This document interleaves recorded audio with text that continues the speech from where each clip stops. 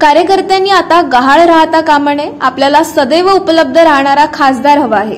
मतदानाची टक्केवारी वाढावी यासाठी कार्यकर्त्यांनी झटून कामाला लागावे. आढळराव पाटील यांची घरवापसी झाली आहे. मालिकांमध्ये काम करण्यापेक्षा जनतेमध्ये घाम गाळणे अवघड असल्याची टीका उपमुख्यमंत्री अजित पवार यांनी खासदार अमोल कोल्हेंवर केली आहे. माजी खासदार शिवाजीराव आढळराव पाटील यांनी आपल्या समर्थकांसह मंचर येथे राष्ट्रवादी काँग्रेस पक्षामध्ये प्रवेश केलाय. त्यावेळी झालेल्या मेळाव्यामध्ये अजित पवार बोलत होते. पवार म्हणाले, लोकसभेची निवडणूक देशाचे धोरण ठरवणारी निवडणूक आहे.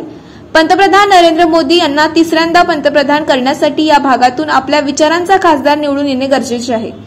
शिरूर लोकसभेसाठी महायुतीचे शिवाजीराव आढळराव पाटील हे उमेदवार आहेत.